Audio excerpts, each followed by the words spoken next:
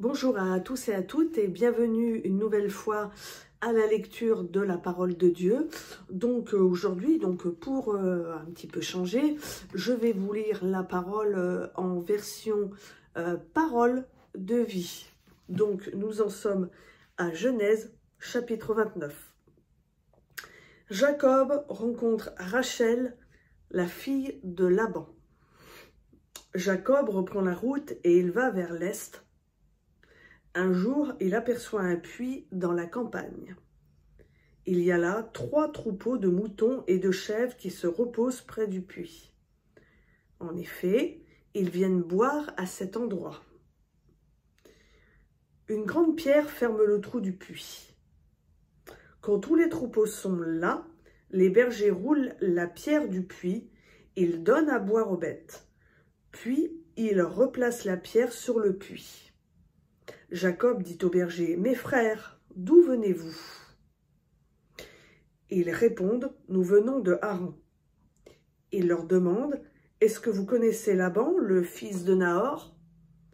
Ils répondent, « Oui, nous le connaissons. » Jacob leur dit, « Comment va-t-il » Ils répondent, « Il va bien. » Voici sa fille Rachel qui arrive avec des moutons et les chèvres. Jacob continue.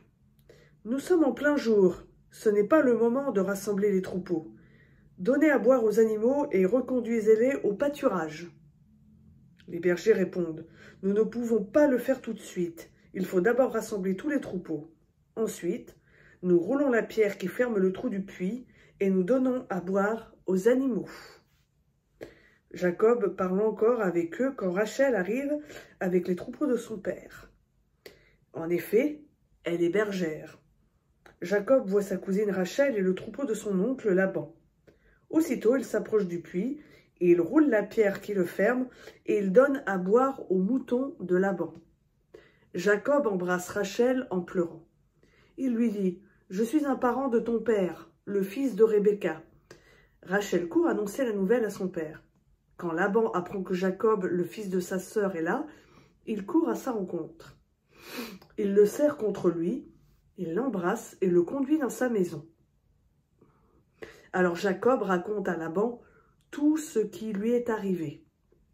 Laban dit à Jacob, « C'est sûr, tu es de ma famille, tu es du même sang que moi. » Jacob passe un mois entier chez Laban. Le mariage de Jacob avec les filles de Laban.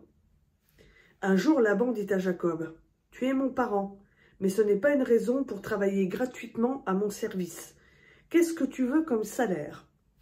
Laban a 2 filles. L'aînée s'appelle Léa, la plus jeune s'appelle Rachel. Léa a un regard sans expression, mais Rachel est belle à voir et elle est charmante. Jacob aime Rachel. Il dit, « Je travaillerai 7 ans à ton service pour me marier avec Rachel, ta plus jeune fille. » Laban répond, « Je préfère te la donner à toi que la donner à quelqu'un d'autre. Reste avec moi. » Jacob travaille 7 ans au service de Laban pour avoir Rachel. Mais ces années sont pour lui comme quelques jours parce qu'il aime Rachel. Ensuite, Jacob dit à Laban, « Mon temps est fini. Donne-moi ma femme, je veux m'unir à elle. » Laban invite tous les gens de l'endroit et il fait un grand repas. Le soir, il prend sa fille Léa. Il la conduit à Jacob pour qu'il passe la nuit avec elle. Laban a donné sa servante Zilpa comme servante à sa fille. Le matin, Jacob s'aperçoit que c'est Léa. Il dit à Laban, « Qu'est-ce que tu as fait là? Est-ce que je n'ai pas travaillé à ton service pour avoir Rachel? Tu m'as trompé. Pourquoi donc ?» Laban répond à Jacob, « Chez nous, on ne marie jamais la fille la plus jeune avant l'aînée. Ce n'est pas la coutume. Finis la semaine de mariage avec l'aînée. Ensuite, nous te donnerons aussi la plus jeune. Mais tu devras travailler encore 7 ans à mon service. » Jacob est d'accord. Il finit la semaine de mariage avec Léa, puis Laban lui donne sa fille Rachel pour femme. Il donne sa servante Bila comme servante à sa fille Rachel. Jacob s'unit aussi à Rachel et l'aime plus que Léa. Il travaille pour Laban encore 7 autres années. Les enfants de Jacob. Le Seigneur voit que Léa n'est pas aimée, alors il lui donne des enfants. Mais Rachel, au contraire, ne peut pas en avoir. Léa devint enceinte, elle met au monde un garçon, elle lui donne le nom de Ruben. En effet, elle dit « Le Seigneur a vu ma honte, maintenant mon mari va m'aimer ». Léa est de nouveau enceinte, elle met au monde un autre garçon et dit « Oui, le Seigneur a su que je n'étais pas aimée. Alors il me donne encore ce fils. » Elle lui donne le nom de Siméon. Léa est encore enceinte, elle met au monde un troisième garçon et dit « J'ai donné 3 fils à mon mari, cette fois-ci, il va s'attacher à moi. » C'est pourquoi Jacob donne à ce fils le nom de Lévi. Léa devint de nouveau enceinte, elle met au monde un garçon et dit « Cette fois-ci, je vais chanter la louange du Seigneur. » C'est pourquoi elle donne à son fils le nom de Juda.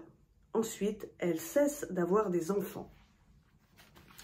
Donc voilà, c'était Genèse chapitre 29 en version parole de vie. Je vous souhaite à tous et à toutes une bonne journée et à bientôt sur Elolam.